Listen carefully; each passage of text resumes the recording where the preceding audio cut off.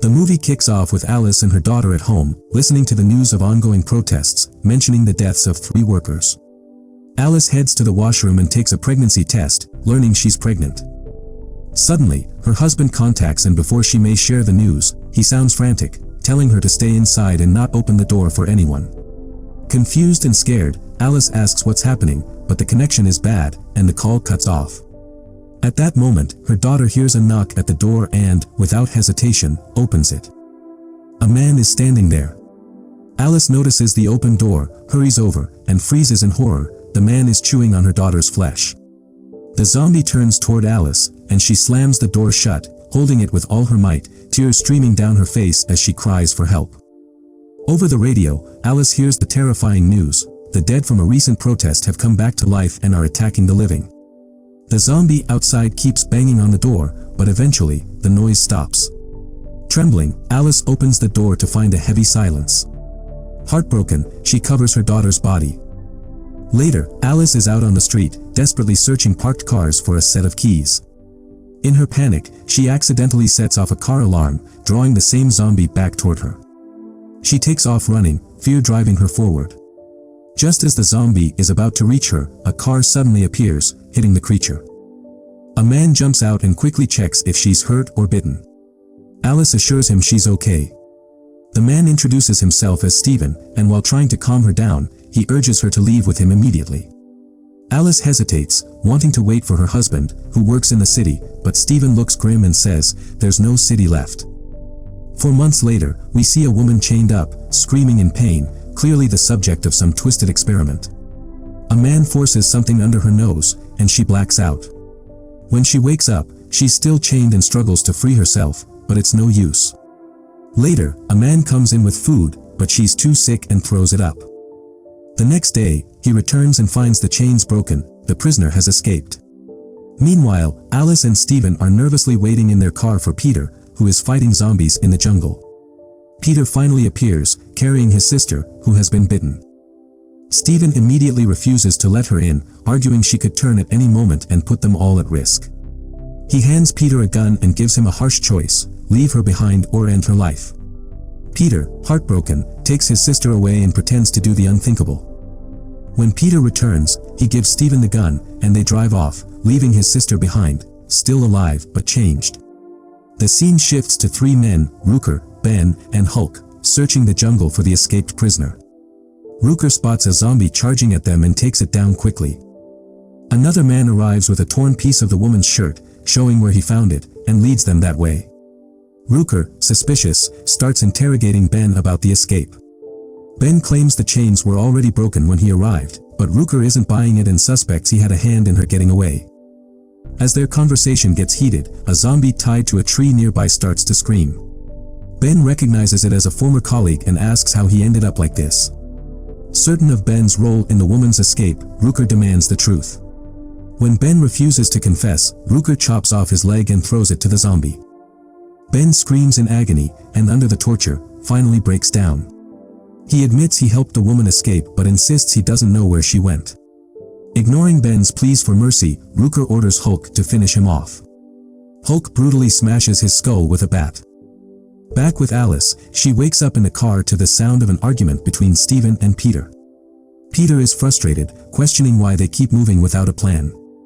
Alice asks if everything is okay, and Stephen tries to calm her down, saying they just need to find more gas. Suddenly, Alice spots a zombie in the distance, the same one that killed her daughter. Fueled by rage, she grabs Stephen's gun and sneaks off after the zombie. As she closes in, she hears a baby crying from a nearby stroller. Just as she reaches it, a hand grabs her neck. Alice jolts awake. It was just a nightmare. She steps out of the car to find Stephen getting ready for the journey. He tells her they're heading toward the border since the city is now deserted, and promises they'll find a safe place. Meanwhile, Peter searches through abandoned cars, scavenging for anything useful. In one car, he finds a radio. When he turns it on, a woman's voice announces that any survivors should head to the port by Friday noon. She claims a ferry will arrive, heading to an island still untouched by the undead and having resources for the survivors. Peter quickly calls Alice and Stephen over to hear the broadcast. Stephen pulls out the map, trying to figure out how far they are from the port. But Peter is doubtful. What if the broadcast is old or even a trap? Stephen agrees, suggesting it could just be a cruel joke. Alice, however, believes it could be their only shot at safety, dreaming of a better life for her baby. But Stephen and Peter dismiss her idea, saying it would just waste time. Tensions flare as they argue, and Alice feels torn, desperate to find a safe place for her baby. Frustrated, Peter gets back in the car, convinced they're making a mistake. The movie cuts to Rooker, who is now feeding Ben's daughter a hearty meal, laughing as she eats. They play hide and seek, and when it's her turn to find him, he tricks her into a room with a zombie inside. Terrified, she hears the creatures and frantically runs to the door, begging for help. Rooker, staring sadly at a picture of his wife, reveals that the woman behind the door is his undead wife, and he has been feeding her all along. Back at camp, Stephen and Peter sit by a fire, keeping watch in the middle of the night. Peter suggests Stephen should go get some rest, but Stephen refuses, wanting to keep an eye out.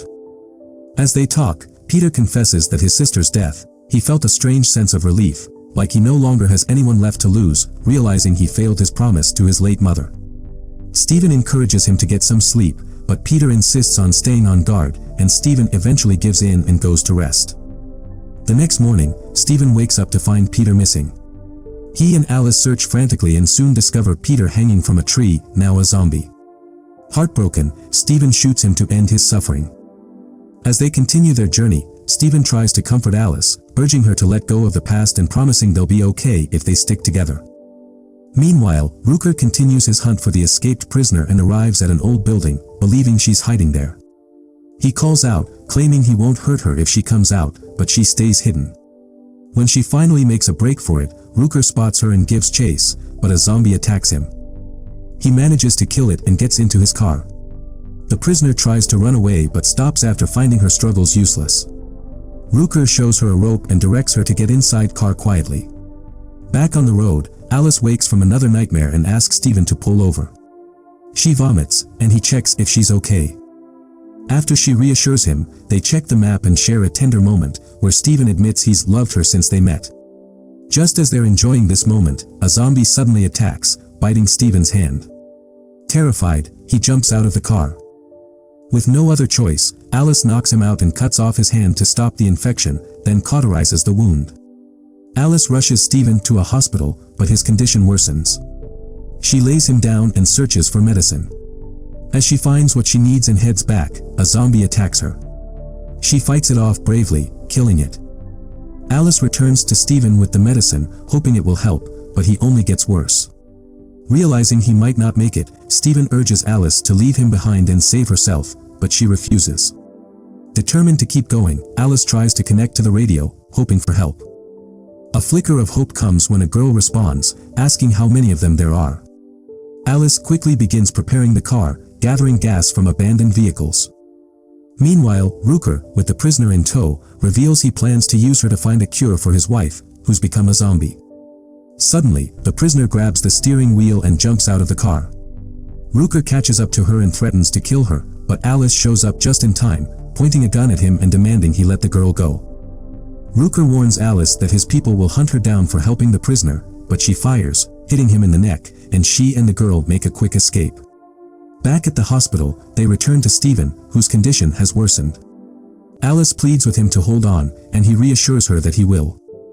The next morning, Alice wakes to find the prisoner girl missing. Worried, she starts searching for her but is confronted by Rooker. Furious, he accuses Alice of helping the girl escape and begins beating her, demanding to know where she is. Despite Alice's insistence that she has no idea, Rooker continues to beat her brutally. Hulk drags Stephen into the room, and Rooker slits his throat to teach Alice a lesson. Alice screams, helpless, as Stephen bleeds out in front of her. Meanwhile, the prisoner girl sees zombies swarming outside and opens the door, letting them in. Rooker and Hulk rush to stop the flood of zombies, but as they try to escape, Rooker shoots Hulk in the leg, using him as bait. Alice takes her chance and runs through a tunnel leading outside, but Rooker is right behind her, threatening her. As a zombie closes in, Alice slips through the tunnel and slams the lid shut, trapping Rooker to be devoured. She gets back to the car and races to the port, only to find it deserted. Just as she's losing hope, a zombie sneaks up behind her.